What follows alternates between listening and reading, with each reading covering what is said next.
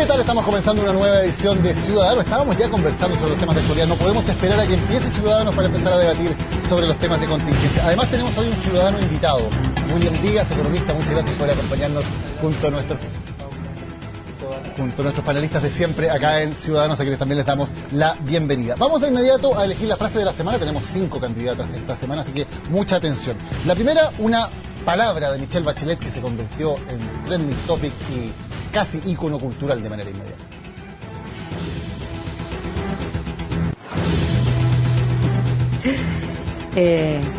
Paso. Es breve nuestra primera candidata, el paso. La segunda es aún más interesante porque es una frase, pero no hablada, sino que escrita. Vean.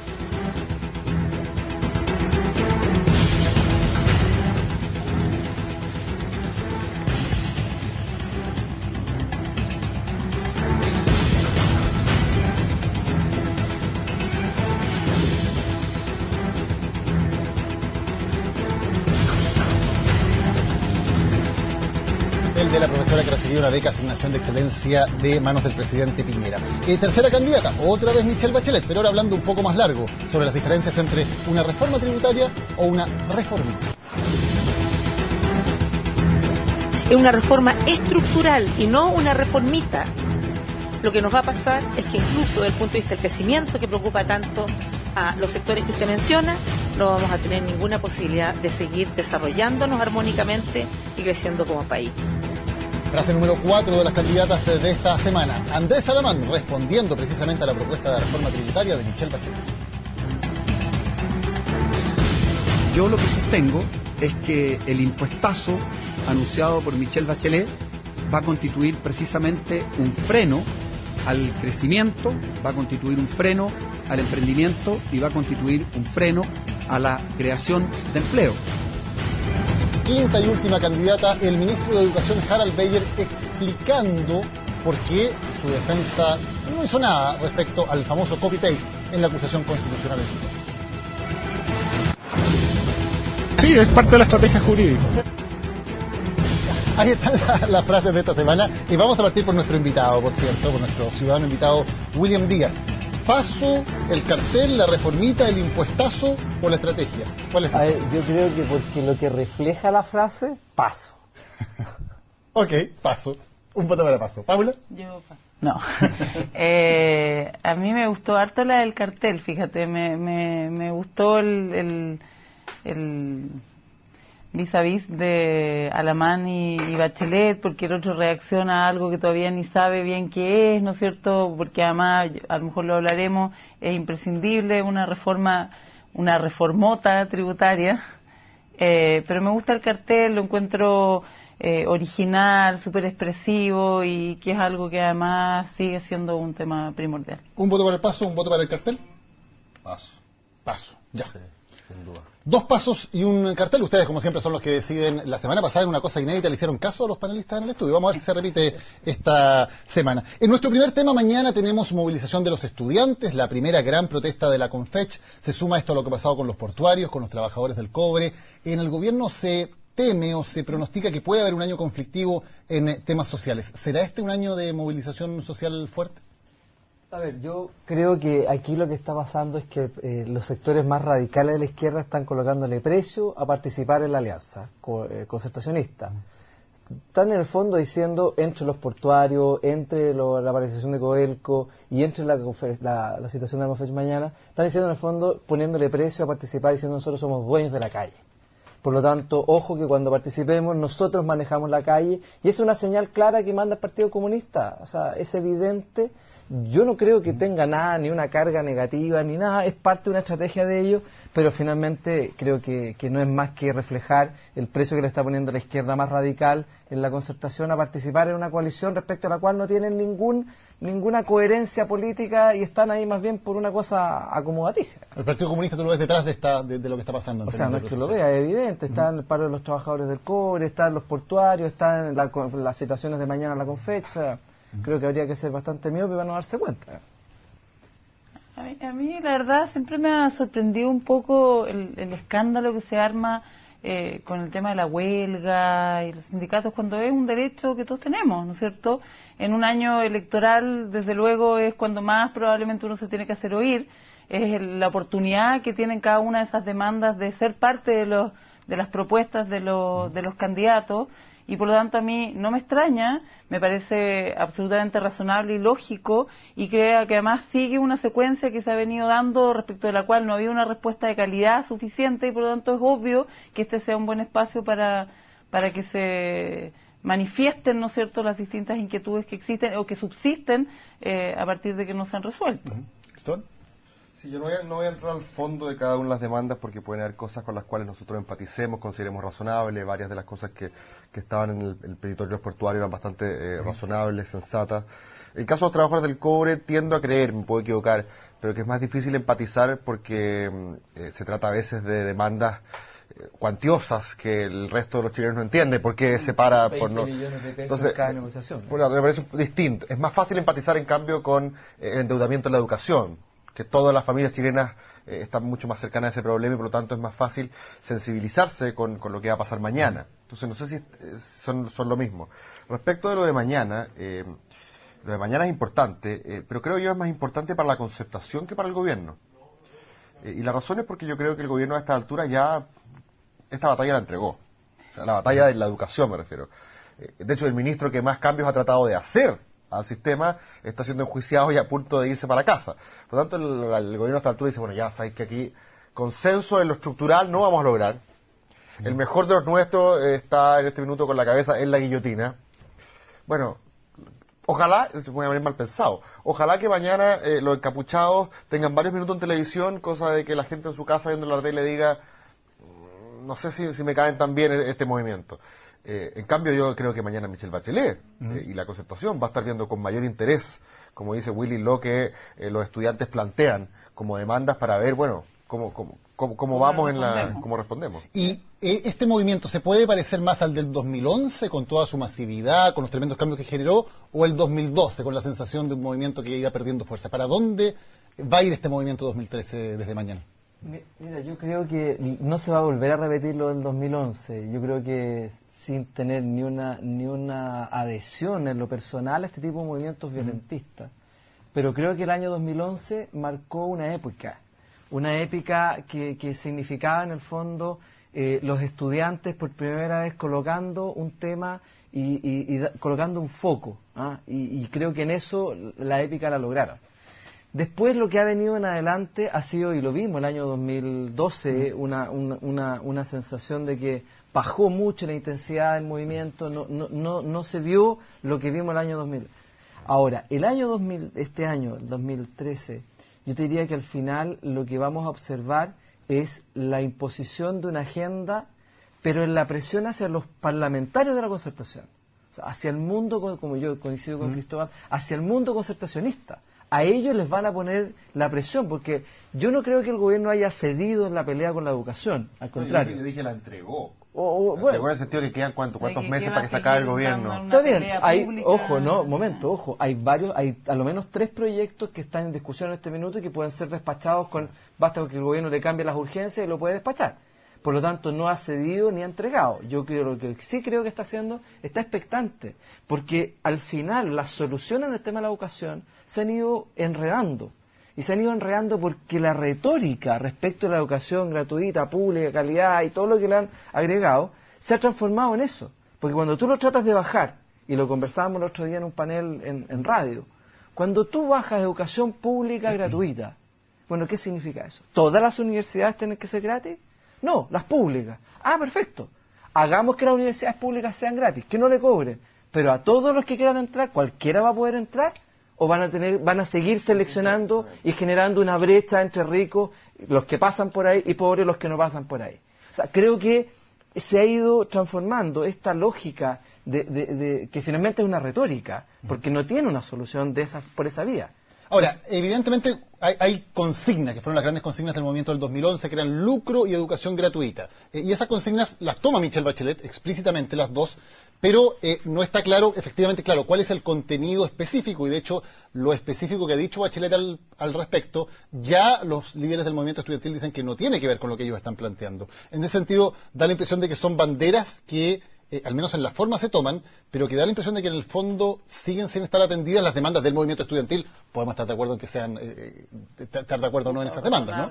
Pero al parecer el movimiento estudiantil sigue sin poder lograr que esas banderas sean tomadas, al menos por la candidatura de Michelle Bachelet, de la manera que ellos les gustaría.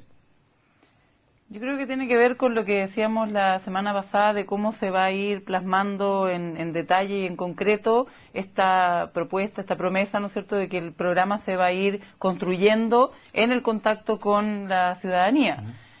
Y por lo tanto, a mí me parece que obviamente no se trata de un tema cerrado. Hay una primera consigna política, efectivamente, ¿no es cierto?, una primera bajada, pero eso tiene que tener un detalle que si es fiel a esa propuesta, ¿no es cierto?, tiene que ser construido a partir de el contacto con la comunidad, y por lo tanto creo que ese espacio existe, y por lo tanto más razonable es, ¿no es cierto?, que existan estas manifestaciones, que se siga intentando entregar el mensaje de lo que realmente es lo que se quiere, que no quiere decir, no es equivalente, por supuesto, el comprometerse a escuchar y a recoger un programa a partir de lo que la ciudadanía proponga, no es equivalente a decir que va a ser exactamente lo que los movimientos están postulando. Pero yo creo que también es algo que en general los candidatos han propuesto, al menos los de la oposición, ¿no es cierto? En general yo diría que todos están en la línea de escuchar y de construir en conjunto sus programas, que yo creo que es efectivamente lo que se necesita. Cristóbal, cuando se habla de educación gratuita, que ha sido como uno de los grandes temas, ¿es correcto, es factible en un país como Chile hablar de educación gratuita para todos o no?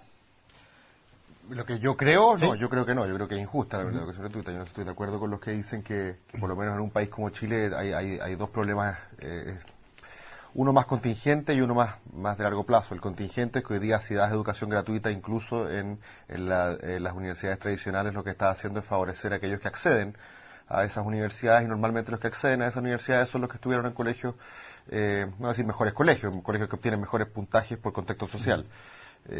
Y segundo, porque por lo menos en un país como Chile, aquel que saca una carrera universitaria tiende a ganar por promedio 4 veces más que aquel que no va. Por lo tanto, si a él más encima tú le das este pie de apoyo de entrada, donde no tiene que pagar nada por conseguir una ventaja que le da a dar 4 veces más posibilidades de ingreso respecto del otro, me parece que son dos razones relativamente relevantes. Y están un poco en el sentido común también.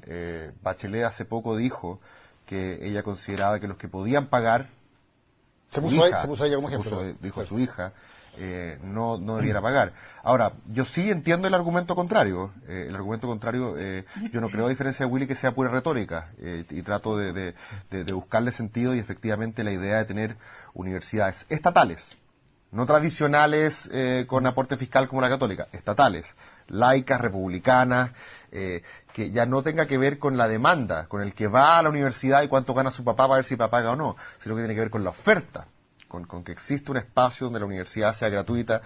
Yo entiendo ese argumento, pero me parece interesante que Bachelet sea la que ocupe un argumento que la derecha también ocupa. Y que otros candidatos también de la concertación, como Andrés Velasco y Orrego, creo que también han ocupado.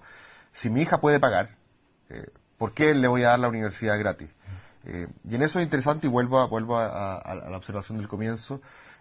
Mañana los estudiantes en la calle no le hablan a Piñera, le hablan a Bachelet. Porque algo interesante está pasando últimamente, de que pareciera de que Bachelet ya está gobernando antes de ganar.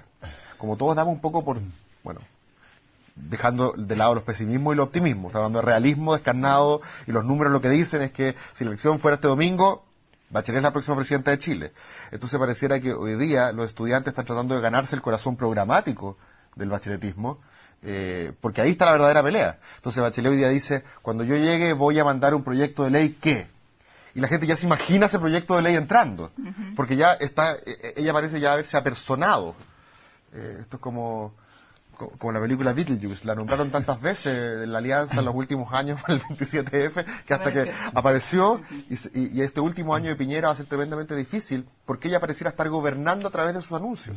Ahora, de hecho, entrevistamos hace poco al senador Hernán Larraín acá en CNN Chile, y su frase fue la siguiente: tengo la esperanza de que la elección presidencial no está terminada. no es precisamente muy optimista como frase, no sé si es algo que se comparte. Pero ojo, Hernán siempre es bastante más conservador en ese sentido, digamos, nunca da nada por ganado hasta que no se llega hasta el final, así que... Claro, que aquí lo da casi por perdido. Yo creo que lo que él está haciendo es más bien colocar una señal de alerta hacia el sector de la alianza, digamos, porque todos sabemos que aquí hay un problema que se va a producir respecto a las primarias y respecto del voto voluntario, que a mi manera de ver creo que es innecesario tener primarias cuando tienes voto voluntario, porque la gente, si no le gusta el candidato, no vota, nomás tiene cero costo, ¿no? Pero yo quería volver un poco atrás con lo que decía Cristóbal respecto de las declaraciones de la señora Bachelet, no es candidata. ¿Es que es candidata? Sí. Sí, claro. Yo creo, pero si nadie no ha pasado por ningún proceso de partidos de promulgación. Es la candidata del PS y el PPD. Pero no ha sido ratificada por los consejos. Va a ser pero está bien. Por eso, pero está bien, sí, es un eufemismo que estoy usando, si por algo. Pero lo que sí quiero rescatar de ella es que una semana dice una cosa, la semana siguiente dice otra. Y al día siguiente de esa semana trata de desdecirse y relativizar un poco su discurso. Entonces yo creo que aquí hay mucho más que ver de lo que va a pasar en esta próxima elección, digamos. O sea, yo tengo clarísimo que estamos recién empezando, pero eso es obvio, lo sabe todo el mundo, y el que los candidatos que van a competir en primarias de la oposición, ¿no es cierto?, se estén posicionando hoy por hoy, porque ha llegado, sí, como candidata Michelle Bachelet, obliga también a los de la alianza a de alguna manera como comenzar su campaña, que es una campaña que va enfocada, yo creo que es un error, pero bueno, cada uno sabrá y les va a terminar saliendo en contra, ¿no es cierto?, en contra de Bachelet. O sea, si tu discurso es siempre en contra del otro candidato, bueno. Ahora, ¿cómo se enfrenta desde el punto de vista del gobierno, pero también de los candidatos, este escenario que se ha dado en la práctica de que Michelle Bachelet va entregando anuncios, titulares, mejor dicho, a goteras, día a día, y con ello va acaparando la pauta? Porque la pauta que la tenía el gobierno hasta más o menos el 11 de marzo, el gobierno tenía una pauta bien controlada. Ahora la pauta es básicamente lo que dice Bachelet y cómo el gobierno y los candidatos reaccionan a lo que dice Bachelet o a lo que insinúa Bachelet. ¿Cómo se cambia desde la dinámica de ellos o no hay nada que hacer? No, pues si dijimos que era el presidente emérito, ¿te acuerdas? Que Piñera es un error de Bachelet, pero una especie de gobierno anticipado. Sí, Bachelet le hizo muy difícil el primer año a Piñera, porque se decía que había un fantasma en la moneda que rondaba por su altísima popularidad y que impedía que el presidente fuera el acreedor de sus cariños. Ahora el último año el presidente se ve complicado porque ella también parece anticiparse a gobernar y cada uno de esos anuncios que hace a cuentagotas forman parte un poco de crear realidad antes de que ocurra. Ahora, puede ser complejo efectivamente porque en la dinámica de los anuncios a cuentagotas tú vas a tener que ir frustrando a ciertos sectores. Si no los puedes dejar a todos contentos permanentemente, te van a pedir definiciones. Ella, su primer discurso es, quiero matar el lucro y avanzar en gratuidad. Y dijo avanzar. De hecho, si somos rigurosos, ella no dijo dijo avanzar en gratuidad. Ahora dijo algo relativamente distinto. Dijo, mi hija no debería tener universidad gratis porque yo se la puedo pagar. No le gustó eso al movimiento. Entonces vamos a tener que ir ajustando la sintonía fina para ver cómo finalmente queda ese programa, porque lo que pareciera claro es que quien gana el corazón de ese programa va a ser el que va a controlar programáticamente en los próximos primeros años del gobierno. Ahora, yo creo, perdona, que sea una paradoja o una contradicción que era más o menos anticipable y evidente, ¿no es cierto? Pero primero era porque no hablaba, absolutamente criticable. Ahora que está hablando todos los días, es de nuevo criticable. Entonces, uno realmente no entiende qué es lo que se espera. Y sobre todo cuando además, por ejemplo, creo que fuiste tú, Willy, el que lo dijo, ¿no es cierto?, que se desdice de sus dichos, y yo la verdad no he visto ninguna contradicción. Hizo una consigna política, no al lucro, sí a la educación gratuita para todos, ¿no es cierto? Y luego eso lo aterrizó, como nosotros mismos en el programa anterior, ¿no es cierto? Dijimos, le falta concreción, y probablemente esa concreción aún no ha terminado, por lo que hemos señalado, pero me parece que es la dinámica en la que están todos los candidatos, ¿te fijas? Porque es lógico, porque hoy, por primera vez, y me parece un gran avance, producto de los movimientos sociales, los programas se están construyendo realmente a partir de esa demanda. Yo creo de verdad que el problema de Bachelet es otro. El problema es que hoy día no está blindada por sus escuderos, no está blindada por los Andrade, por los Escalona, que no han aparecido ni una foto con ella. ¿Por qué? Porque no le quieren endosar el pasivo, que significa ser de la Concertación. Por lo tanto, cuando ella habla, en realidad es ella, sola. pero su discurso no tiene coherencia. Y no la tiene porque sus escuderos de siempre no la están dando el soporte ante las cámaras, ante la gente, ante la comunidad. Por lo tanto, uno lee si lo que ella dijo al día siguiente o a la semana siguiente fue, primero avancemos en la gratuidad y después yo no creo en la gratuidad para todos. Mi hija, de hecho, debiera pagarlo. ¿Pero cuál es la contradicción entre avancemos en la gratuidad y no para todo? Esa es la contradicción. Porque dice avancemos en gratuidad y después dice, pero en realidad mi hija podría... Pero ella dijo avancemos en gratuidad para todos. ¿Cuál es la contradicción con decir esta gratuidad de la que hablamos es Paula? Perdona, a mí lo político me parece decir que esa es una contradicción cuando en realidad no lo es. Mira, el asunto de gratuidad es muy simple. La noción de gratuidad es una sola, y esto es bien, hay que ser bien claro. No existe gratuidad para el 60%, eso no es gratuidad, eso se llama becas. Tiene un nombre claro, ¿ya? Yo puedo ofrecer becas para el 60%, para el 40%, para el 80%, y eso es un mundo completamente distinto a educación gratuita. La educación gratuita está basada en una idea en que tú asumes que ese no es un mercado, ese es un derecho y por tanto no tiene precio siquiera ese servicio, sino que hay un subsidio a la oferta, o sea, está ahí disponible una cantidad de cupos para que lleguen las personas y accedan a él gratuitamente, ¿ya? Sin importar ningún otro criterio más que los que tú establezcas como aquellos criterios fundamentales. Todo lo otro no es educación gratuita. Por tanto, cuando ella dice avancemos hacia la educación gratuita, uno podría decir, yo como principio, que tampoco lo dijo, porque dijo, yo no estoy de acuerdo en principio. Eso fue lo que dijo. Yo no estoy de acuerdo en principio con la educación gratuita. Eso fue lo que dijo. Porque habría sido muy distinto que hubiese dicho, yo estoy de acuerdo en principio con la noción de educación gratuita como derecho. Ahora, tenemos que ver cuánta plata tenemos, podría haber dicho. Y de acuerdo a la plata que tenemos, entonces podemos avanzar en un 60%, en un 80%, en un 90%. Eso lo vamos a revisar ahora con mi equipo. Es completamente distinto. Ella dijo, yo no estoy de acuerdo en principio con esto. Ahora, Arenas creo que dijo que el principio de la gratuidad no se discutía. Pero yo no entendí si lo decía en el sentido que no se discutía de que no, o que no se discutía que sí. No, con Arena no se entendió nada de nada. Tú lo viviste en primera persona, pero... Es que básicamente lo que dice es, bueno, nos dieron el encargo de hacer algo y cuando lo tengamos listo les decimos, y el 10 de mayo lo vamos a tener. Es que ahí hay un tema que es bien interesante. Elizalde se enteró 5 minutos antes. Exacto. 5 minutos antes que iba a ser vocero. Aquí hay una cuestión que es muy evidente. Improvisado. No hay partidos. Muy evidente, que hay una improvisación evidente en lo que ha pasado en estos últimos días. Yo creo que tiene que ver con una lógica en la cual, con la cual un poco el gobierno de Bachelet operó, que era la lógica de que una semana da un guiño para un lado, otro da para el otro, pero el Chile de hoy día no permite todo eso. Yo creo que Michelle Bachelet llegó y no hubo nadie que le haya sentado y le haya dicho, mira, esto es lo que se habló, de esto se trata. O sea, hay cosas que tú no puedes decir ahora que se podían decir antes. Ella pensó que lo que estaba diciendo era súper razonable, no se tenía idea que eso lo había dicho Piñera, ¿no? Y la oferta que hacen hoy día, la oferta que hace con Mario Weissbluth encima, digamos, es la misma oferta, el 60%, la misma oferta que le hizo durante el movimiento al movimiento Sebastián Piñera. O sea, no han hecho ninguna oferta diferenciada. La noción de que no iba a permitir el lucro, todavía no sabemos de qué se trata. No sabemos si se trata efectivamente que sería un cambio, que eso significa que pasa a la educación escolar, ya que va a haber centro de formación técnica público, no tenemos muy claro. Se entiende que no se permite el lucro, por ejemplo, en los colegios subvencionados, y por lo tanto los colegios subvencionados que reciben dinero del Estado no podrían lucrar. Que tienen recursos públicos. Claro, recursos públicos. Eliminar el financiamiento compartido. Tenemos que empezar a interpretar. No es lo mismo. No, pero no es lo mismo eliminar el lucro que el financiamiento compartido.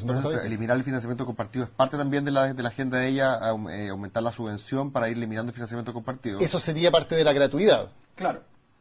Entonces, o sea, que los padres no tengan que pagar... Pero es que el problema de fondo ahí es la selección. Tú puedes recibir fondos públicos, tú puedes efectivamente tener lucro, siempre y cuando no discrimines en la selección. Si tú tomas a cualquiera bajo esas dos condiciones, no hay ningún problema. Desde la perspectiva de alguno, digamos. Por supuesto. Claro. Si el problema, por eso te digo, si aquí el problema es que cuando se reciben platas públicas, da lo mismo si lucra o no, pero si se reciben platas públicas, en el sentido de la gratuidad tú no podrías discriminar. Pero Willy, eso fue una discusión, a mí lo que me parece interesante es que esa fue una discusión que se dio como país, donde hubo una raya para la suma y se dijo aquí llegamos a conclusiones. O sea, ese es el punto. Y aparece Michelle Bachelet y la verdad es que nadie le dijo que se había llegado a conclusiones, es así de simple. Y entonces... Bueno, tampoco es que haya un consenso, aquí sigue habiendo diferencias sobre todo eso. Bueno, a nivel de clase política no hay consenso, a nivel del país... Se rayó la cancha, y le dijeron, unos están acá, los otros estamos acá. Usted, señora, es de los que estamos acá. Entonces, no vaya y repita lo... Pero aparte de eso, lo que me parece interesante lo que dice Alberto es que dijiste una frase así como nadie le contó lo que estaba pasando. no nos confundamos, a propósito de Thatcher, esta mujer que era tan dura y la popularidad a veces no le importaba tanto, sino que ella iba para adelante con sus convicciones buenas o malas. Bachelet no es Thatcher, o sea, Bachelet no es una conductora, no es una compositora, es un intérprete.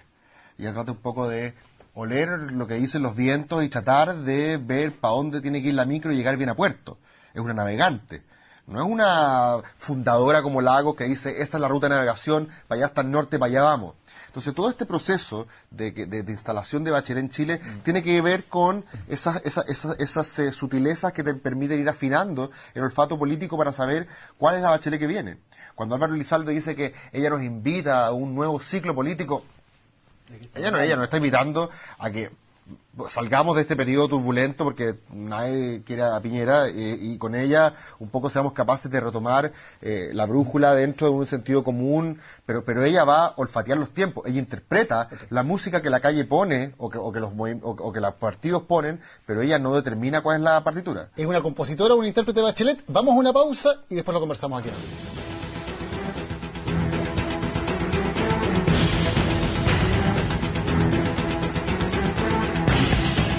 A la pausa, Cristóbal Belolio había aportado una nueva metáfora para nuestro etos colectivo, que Michelle Bachelet es una intérprete y no una compositora. ¿Aún no estás de acuerdo?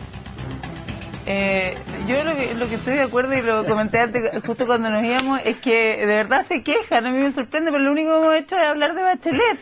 No hemos hablado de ningún otro candidato, ¿te fijáis? Y cuando, si es que alguna vez, incluso esto ya viene de los otros programas, hemos hablado de alguno, es para criticar, burlarse alguna propuesta, eso es lo que pasa además en general.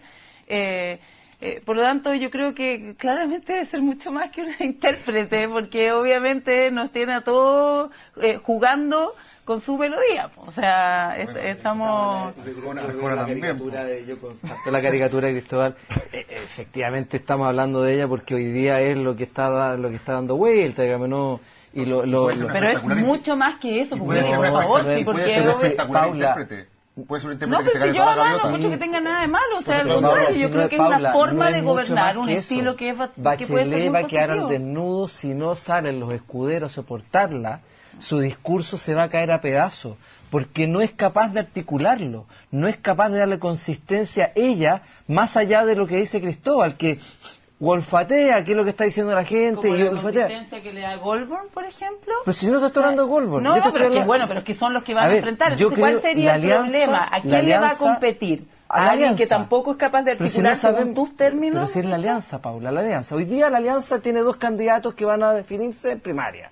Una vez que tengamos claro eso, van a defender un modelo de gobierno exitoso, un modelo de gobierno que ha disminuido el desempleo, que ha aumentado el crecimiento económico, que ha generado oportunidades, porque los 800 y tantos mil trabajadores que no tenían empleo cuando Michelle Bachelet dejó el gobierno, hoy día lo tienen, y eso la gente no lo va a dejar pasar, porque cuando el gallo va a votar al final del día, bueno, en realidad hace 8 años atrás no tenía la que apoya tanto, y Goldborn o Alamán van a representar eso. Pero se manda lo mismo, o sea, esa discusión, ya, a mi juicio, lo que va quedando claro en todo esto, lo que va quedando despejado en todo este proceso, es que esa discusión entre la alianza y la concertación es una discusión cosmética, es un problema de quién ocupa el cargo, pero estamos hablando de lo mismo, o sea, las propuestas de Michelle Bachelet están en el mismo orden que la alianza.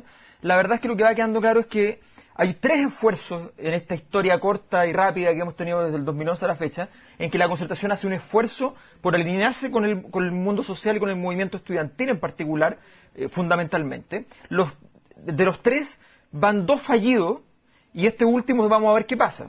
El primero fue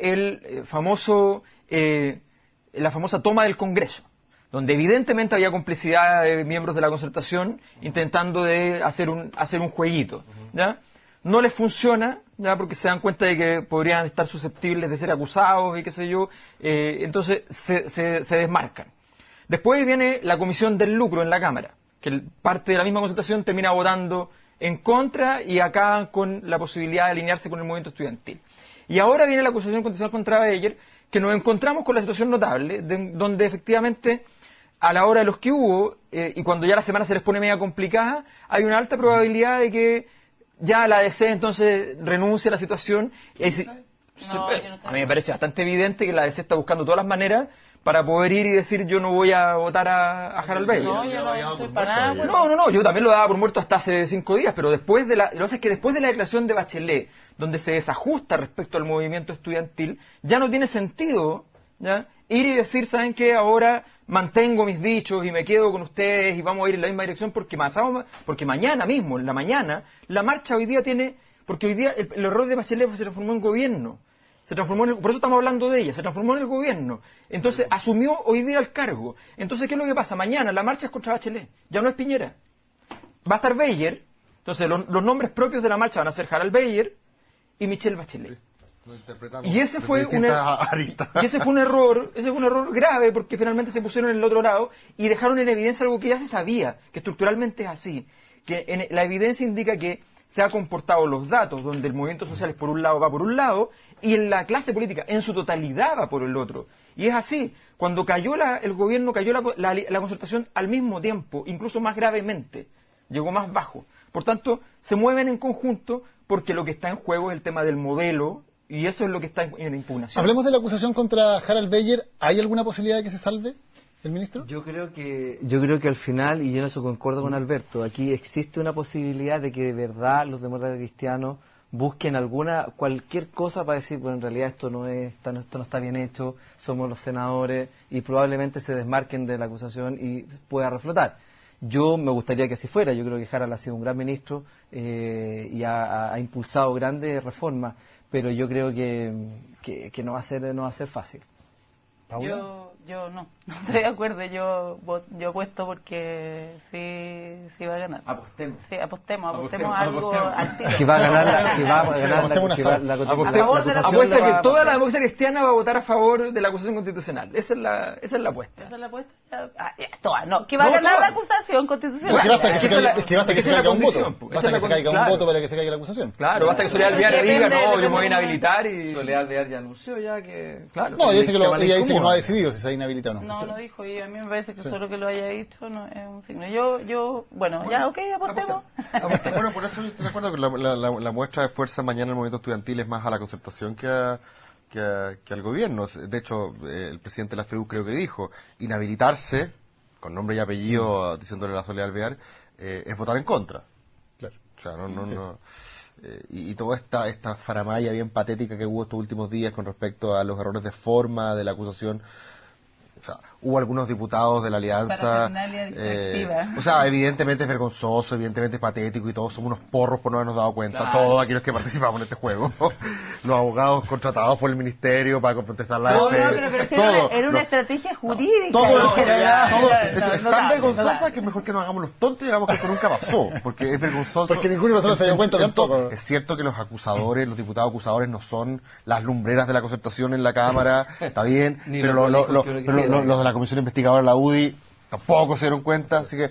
Ni el gobierno. Tampoco, aquí el único que hace la pega ahí es el Mercurio. El único que hace la pega es el Mercurio. El que da a conocer la situación es Jorge Correa Sutil, abogado de la democracia cristiana. Porque por ahí algunos han interpretado, y de hecho la diputada Alejandra Sepúlveda lo dijo, Correa Sutil es uno de los que quiere defender el lucro. Y le están buscando cierta intencionalidad por ese lado. Es que ese argumento es básico al final del día. Son dos constitucionalistas como Zapata y Correa Sutil que se dieron cuenta de algo que todos nosotros nos debíamos haber dado cuenta si es que hubiéramos leído en serio la cuestión, si para qué andamos con cosas. Ellos hicieron lo mínimo. Es tan patético lo que dice Alejandra Sepúlveda como lo que dicen algunos diputados de la UDI de que por culpa de estos errores de forma tiene que caerse. Evidentemente es vergonzante para todos los que participaron, pero no es el fondo de la cuestión. Mira, yo si tomo las palabras que dice Harald respecto de este tema en particular, yo creo que Harald cometió un error acá. Porque si efectivamente en la revisión del escrito, ¿no es cierto?, se dieron cuenta, como él lo dice, con su abogado Enrique Barros, se dieron cuenta, pero que prefirieron dejar pasar para focalizarse en la estrategia jurídica, eso es lo que él dice, creo que ese es el gran error de él. Porque esto es un juicio político. Por supuesto. Por lo tanto, si él antepone una estrategia jurídica en un juicio político, está sacando un tornillo con un tenedor. sea, no sirve para nada. O sea, evidentemente Esto es no un sirve foro porque político. Es una votación, y lo es, absolutamente Es político. política, desde Por eso, siempre. pero por lo mismo. tanto, la votación no va a tener nada que ver con el texto, el contenido, ¿no es cierto? Si la estrategia si esto jurídica, ya pasó. que por supuesto es una excusa. O sea, Por supuesto, perdón, si esto pero ya es pasó. impresentable Pero si esta es una pretender que de estrategia verdad jurídica, creamos Jara lo que debió era haber parte dicho en de. ese minuto, Jara debió haber dicho, parado ahí en la sala, debe haber dicho, a quien tienen que acusar constitucionalmente son a ustedes, la concertación por no haber hecho la pega en 20 años que yo hice. Saben perfectamente Eso es lo que tendría que haber ellos dicho. saben que es un juicio político a tal punto que es cosa de ir a preguntarle a muchos de los diputados que estuvieron ahí hasta última hora en entredicho, porque los niveles de presión a los que llegaron contra esos diputados son enormes. O sea, el nivel de chantaje que ocurrió en todo esto fue increíble. Pero bueno, lo que importa ahora es que efectivamente, y efectivamente lo que están entregando, lo que le entrega, insisto, el Mercurio, que es el único que sabe gobernar aquí, ¿ya? el Mercurio lo que le entrega a la democracia cristiana, le dice, mire, ahí tiene una razón para salirse de aquí con dignidad por una razón republicana. Sálgase porque aquí resulta que... No, pero perdona, yo creo porque aquí que hay ya errores de esa forma, y dignidad los de errores de salida, forma en Chile son demasiado graves. Si alguna vez se le quiso entregar así en bandeja, esa dignidad de salida ya no existe. No hay ninguno de los senadores que va a poder votar en contra, ¿no es cierto?, dignamente en función de un error como este. O sea, claramente esa no puede ser una excusa. La dignidad es una imaginación interna Y muchas de veces. hecho yo Basta le escuché con- a la Jimena Rincón minimizando precisamente este error porque finalmente la votación es una votación política, que yo creo que es hacia allá. Pero donde- Jimena Rincón es la donde izquierda de debe. la democracia cristiana. Vamos a ver qué pasa a la derecha de la democracia Pero cristiana. sí que todo el espectro de Esos que están dispuestos, esos que están esperando a Piñera para el 2018. Ese grupo, ¿qué va a decir? Ese relativismo que planteas tú, Paula, yo creo que no le hace bien al país. ¿Cuál Porque es el relativismo de que es Que un la acusación arrocito, se bueno, no plantea en los importa. términos en que se Es que si plantea. es una acusación política, entonces ¿para qué hacemos un planteamiento de esta forma, con un articulado y con así un tremendo papelón, con lleno de artículos y cosas que al final, como dices tú, un articulito, da lo mismo. Mira, Si es así, yo puedo estar esto de que se acuerdo habla en un contigo, foro, de hecho lo he pero que mencionado, no pasemos yo por no eso. era entonces. partidaria no lo soy, digamos, de la acusación, pero ya puestos en un escenario en que es evidentemente político, es evidente que a partir de las posiciones que se tienen y que se están discutiendo, hay que apoyarla. Bueno, en mi caso, por lo que yo creo, ¿no es cierto? Si hay acá una discusión que es básicamente de principios, dogmáticas, de modelo, ¿no es cierto? Y en ese sentido es evidente que el que está ahora será el chivo expiatorio, lo que tú quieras, ¿no es cierto? Pero es Harald Beyer. Yo creo que también es chivo expiatorio, pero es mártir de la alianza, ¿no es cierto? Porque hay las loas que se le hacen del gran ministro, o sea, perdón. El ministro el único que ha hecho las reformas necesarias. O sea, primero hay que ver qué tipo de reforma, y segundo también la voluntariedad o la libertad, ¿no es cierto?, a partir de las cuál fue el origen de ella. O sea, finalmente el escenario en el que estábamos es que era imposible no moverse dentro de lo que es educación sin una propuesta más radical. No creo que él vaya en la línea correcta, ¿no es cierto? Pero eso tampoco, el que se le esté acusando o el que sea el que ha hecho algún tipo de reforma no lo transforma en el superministro, que yo creo que no lo Pasa es. que la figura de Harald es mucho más que eso, pues, Paula, mucho más. Oye, puede ser un muy buen ministro, pero lo que la Paula tiene toda la razón es que es hoy día un ministro que simboliza, y además con un trabajo político me parece bastante bueno de la concertación, simboliza la defensa de un modelo, de una serie de características que sí son ideológicas, en el buen sentido de la palabra, y la concertación, junto con el mundo estudiantil, lograron decir Beyer es igual lucro. Y como ya habíamos acordado en los años anteriores que lucro es igual a caca, por ende hay que pitearse a Beyer. Sí, o sea, de hecho el movimiento lo dijo también, el movimiento estudiantil dijo, aquí Beyer representa un modelo. Marco Enríquez, de hecho, tampoco se pronunció respecto, por ejemplo, del articulado de la acusación. Dijo, aquí él representa algo, vamos a votarlo. Entonces, van a votar a Beyer por lo que representa, más que necesariamente por cada una. Pero de no las es por lo que él es de verdad, porque de verdad Harald es el único ministro que al final del día hizo la pega. Porque la fiscalización, pero a ver, pero ¿cómo? Pero por favor, miren lo que hicieron con la Universidad del Mar. O sea, efectivamente hizo la pega. Pero eso tuvo que acontecer que Pero si la hizo. Yo puedo estar de acuerdo contigo, pero aquí en la batalla política lo que queda es que Beyer es el defensor de un modelo que al movimiento estudiantil le parece reprochable y por lo tanto es el mejor chivo expiatorio, es pegarle muy duro además al gobierno en un momento en el cual supuestamente venía Una repuntada media...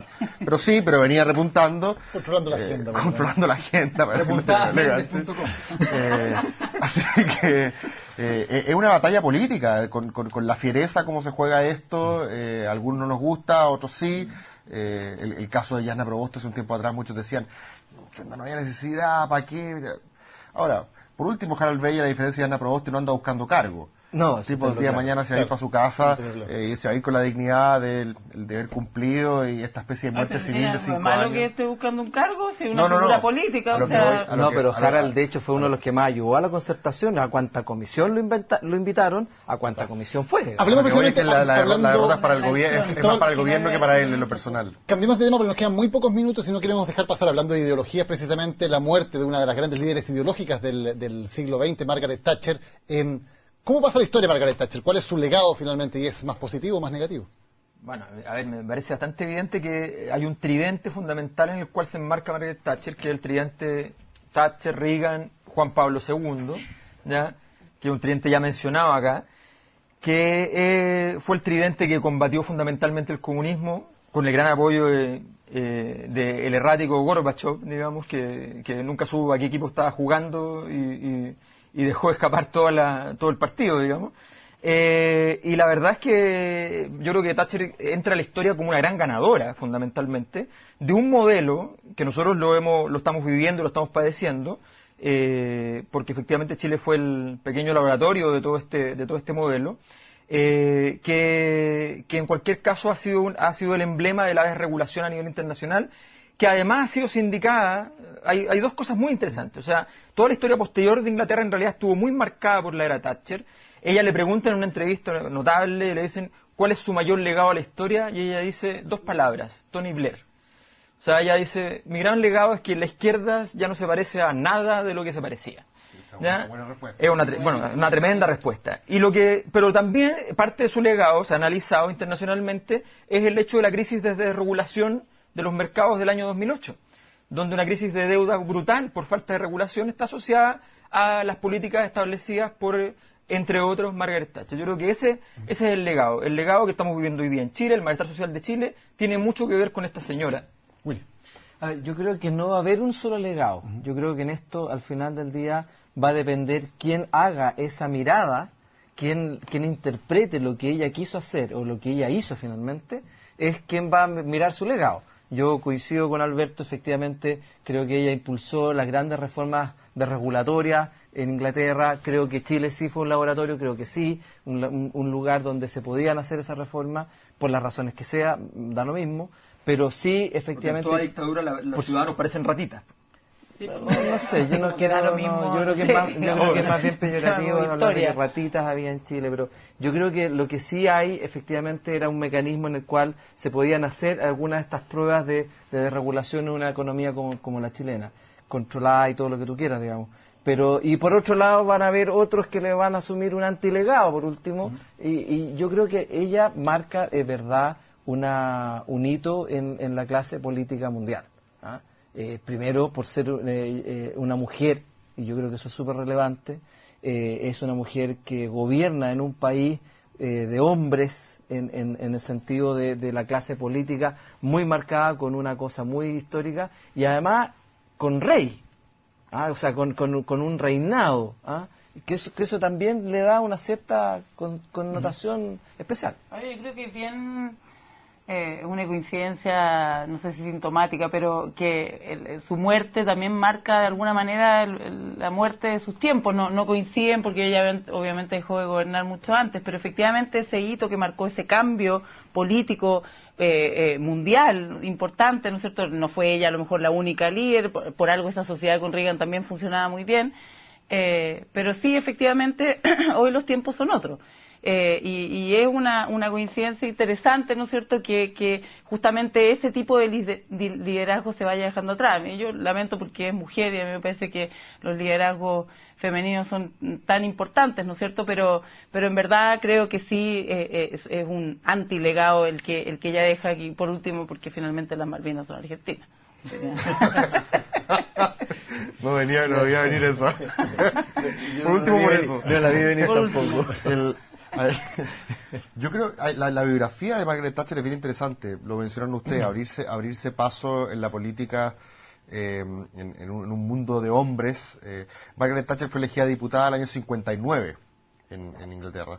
Ya había tratado varias veces y finalmente logra, por Finchley creo que se llama el condado, hay una película que se llama The Long Walk to Finchley, que la recomiendo, que son los primeros años de la joven Margaret Thatcher y cómo ella empieza a hacerse camino, además en el Partido Conservador, un partido más machista todavía que lo que podría, aunque los dos eran bastante machistas, pero aún más. Y es interesante rescatar primero, yo hacía este contraste con Bachelet, de que ella fue una mujer que creyó fuertemente en combatir los consensos. Y lo dijo explícitamente. Ella creía que había que ir para adelante y dar con todo. Y que los ciudadanos, a la elección siguiente, evaluaran si se había equivocado o no. Pero a ella no le gustaba hacer concesiones. No era una mujer de medias tintas. De hecho, la Dama de Hierro no es un sobrenombre antojadizo. Fue la adversaria probablemente más formidable que tuvo el socialismo, porque además era una política con ideología, no de ella propia. De hecho, ella una vez tomó el camino a servidumbre de Hayek y dijo, en esto es lo que creemos. O sea, se paró en los hombros de intelectuales del mundo liberal conservador. Probablemente ella es la mejor simbiosis en lo que es una política liberal conservadora, a la británica, a la anglosajona. A la chilena. A la chilena podría ser también, aunque yo creo que en Chile hay una expresión política que está apareciendo que no está captada por ella. Me gustaría creer que en Chile hay una tendencia menos autoritaria, más liberal en lo valórico, y yo creo que ella no lo tenía. También yo soy bastante crítico de su labor en relaciones internacionales. Ella fue muy indulgente con el apartheid, con el régimen del apartheid más que indulgente, digamos, con un apoyo que evidentemente marcó parte de su destino durante un tiempo al menos. En Irlanda del Norte también muy poco dada a conversar con las otras naciones. El único apoyo a la dictadura chilena que había internacionalmente importante era ella. El caso de las Malvinas también es cuestionable, aunque las Malvinas a ella la salvaron. Así como hundieron a la dictadura argentina, a ella la salvaron y probablemente no habría sido reelecta después de los problemas que tuvo con los sindicatos si no hubiera ganado las Malvinas. Así que tiene, por supuesto, de dulce y de agraz su legado, pero como política me parece que es una de las figuras más interesantes que tiene el siglo XX para... ¿Estamos todos de acuerdo, nos guste o no su música, en que era una compositora Margaret Thatcher?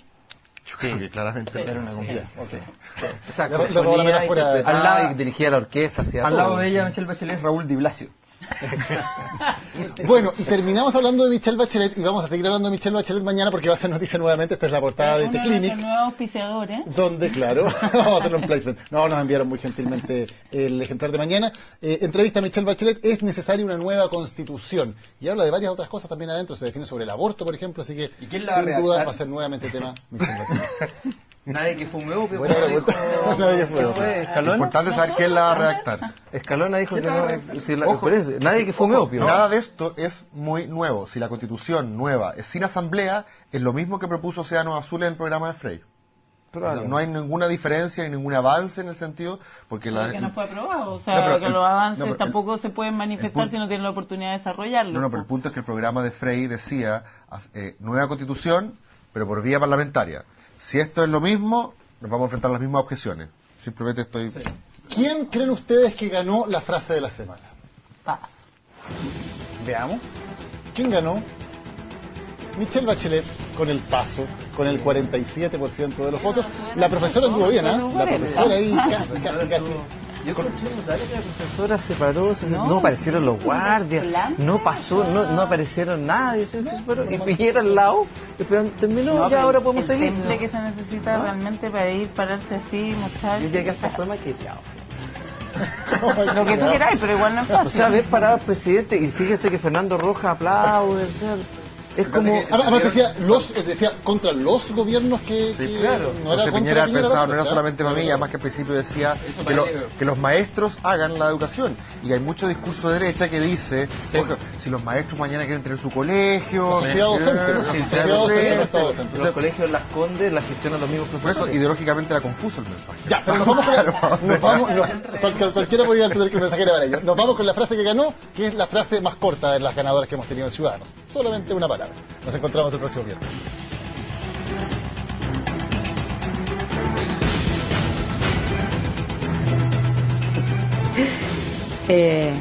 Paso.